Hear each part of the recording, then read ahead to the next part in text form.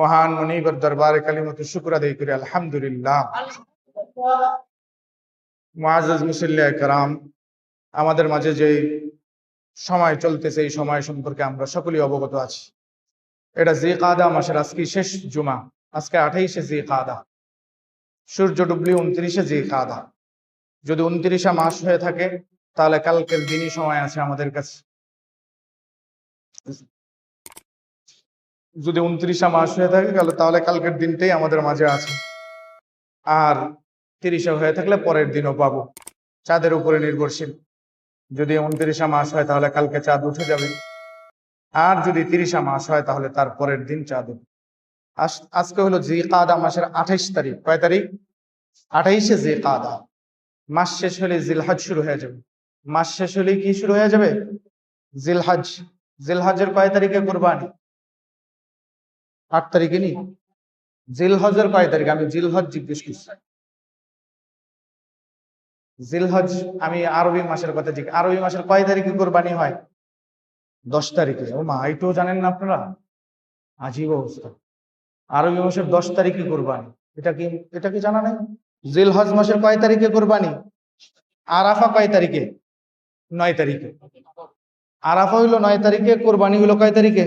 10 তারিখে।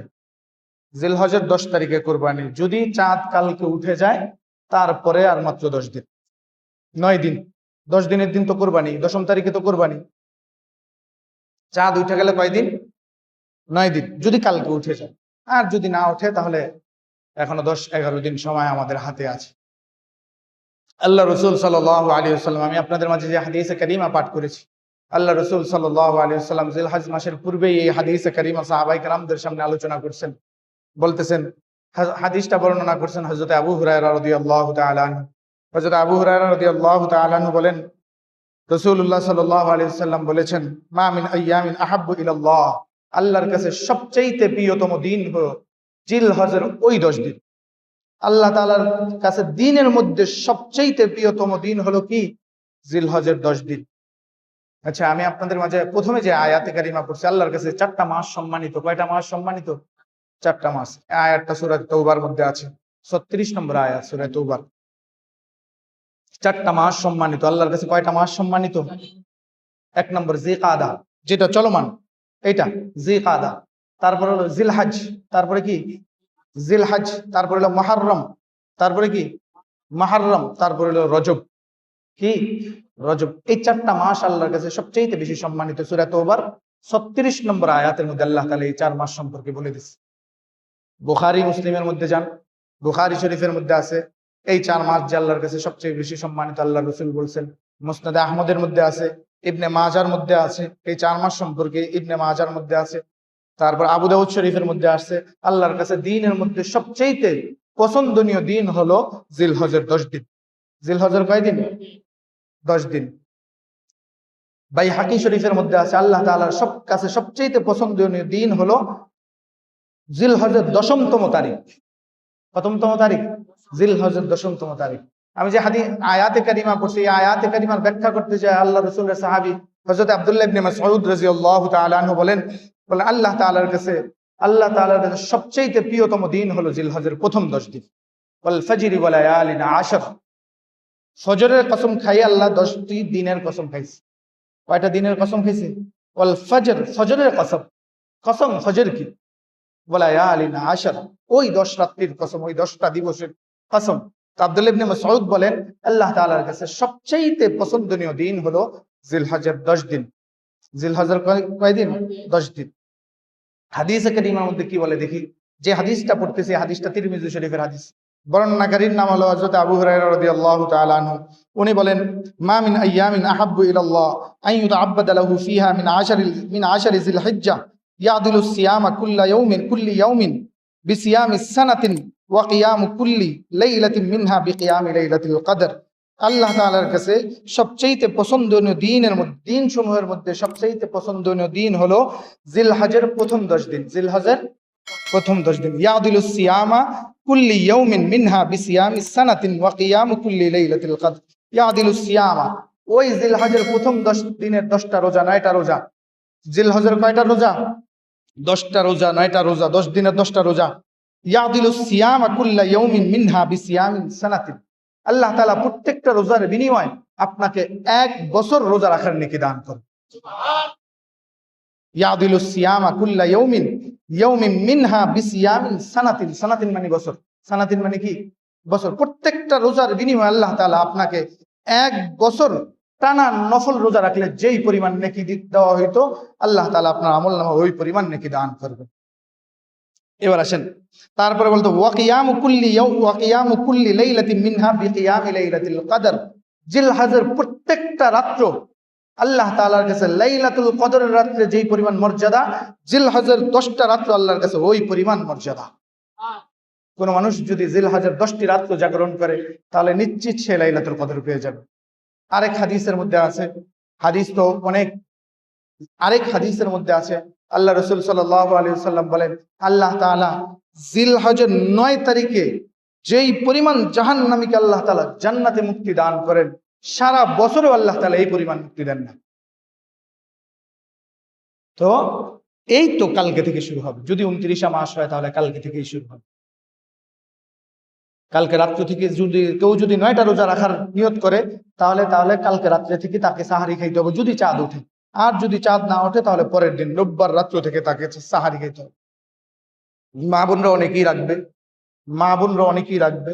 এই এই এই 10 দিন সম্পর্কে আরো কি বলা হয়েছে? হযরত আব্দুল্লাহ ইবনে মাসউদ রাদিয়াল্লাহু তাআলা আনহু বলেন, এই 10 দিন জিলহজ মাসের চাঁদ ওঠার সাথে সাথে, জিলহজ মাসের কি ওঠার সাথে সাথে? চাঁদ ওঠার সাথে সাথে। হযরত আব্দুল্লাহ ইবনে মাসউদ বলেন, জিলহজ মাসের চাঁদ ওঠার সাথে সাথে কেউ যদি সূরা ফজর, যে আয়াতে কারিমা পড়ছি, কেউ যদি সূরা ফজর 7 বার পাঠ করে, কয়বার?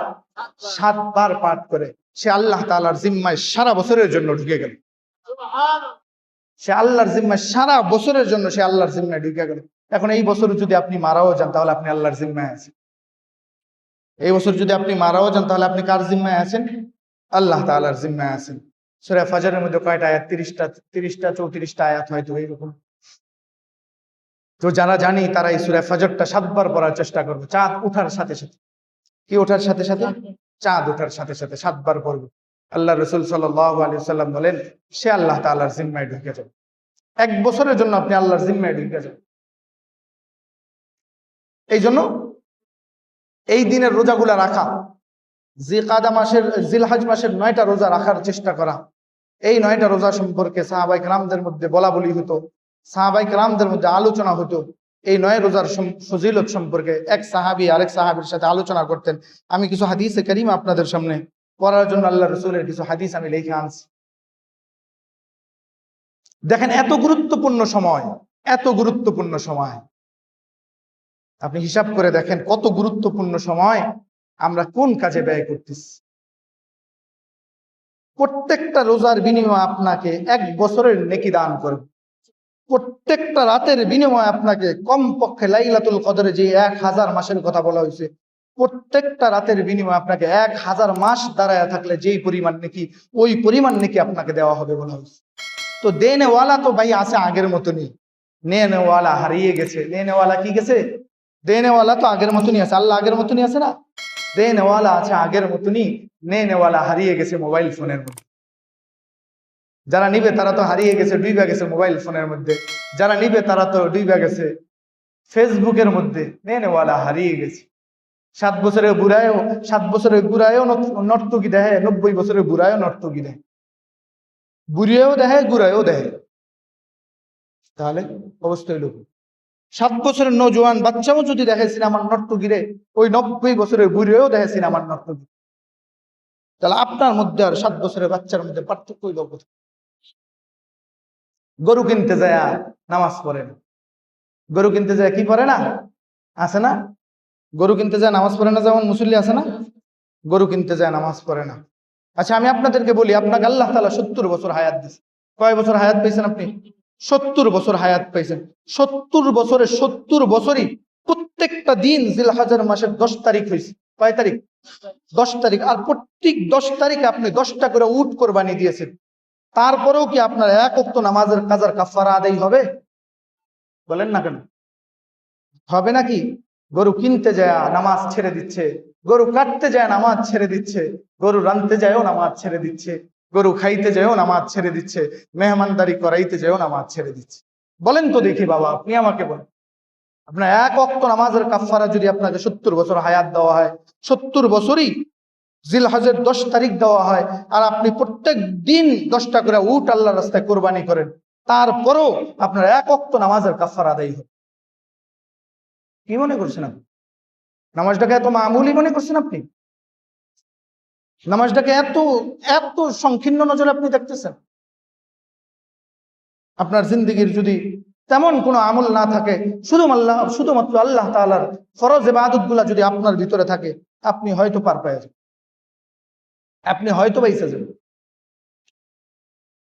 আমরা তো মনে করি জান্নাত মানি মসজিদে 2টা সিলিং ফ্যান, 2 কাতার টাইলস, বাহ, দুইজনের দুই সাইডটা করে টাইলস দিয়ে দিন, 2টা সিলিং ফ্যান মসজিদে লাগাই দিন, জান্নাত হয়ে গেছে। আর কি লাগে? প্রত্যেক সপ্তাহে মসজিদে 50 টাকা 100 টাকা দান করুন, জান্নাত। আর কি লাগে? এই তো জান্নাত। আমরা তো জান্নাত মানে এটাই মনে করি। প্রত্যেক সপ্তাহে মসজিদে 50 টাকা 100 টাকা করে দিব, মসজিদে মাঝে মাঝে হুজুরে চাইলে 1টা 2টা ফ্যান লাগলে দিব, 1 কাতার টাইলস লাগলে হ্যাঁ দিব। আর কি লাগে? জান্নাত তো খরিদ হয়ে গেছে আমার। এতই মামুলি মনে করছেন আপনি জান্নাতকে? আল্লাহ তাআলা আপনাকে জান্নাত এমনি দিয়ে দিবে? আল্লাহ তাআলা আপনার থেকে কোরবানি নিবে না? নবীদের থেকে যদি কোরবানি নিয়ে থাকে, তাহলে আপনার থেকেও কোরবানি নিবে। আপনি বলেন হুজুর আমি তো 5 ওয়াক্ত নামাজ হইলেও পড়ি, আমার বাসার কাছে 1 ওয়াক্তও পড়ে না। তো যত মুসিবত দেখি আমারই দেয় আল্লাহ তাআলা। আচ্ছা, আমি কালকে একজনরে এই ব্যাপারে একটা কথা মেসাল স্বরূপ বলছি। আমি যে জায়গায় নামাজ পড়তে ঢাকায় গেছিলাম, ওই যে নিউ স্কার্টুন বাংলা মোটর, ওই জায়গায় একজনের সাথে কথার প্রসঙ্গে হয়েছে। আল্লাহ তাআলা কোরবানি যে নিবে, আচ্ছা আপনারাই বলেন তো,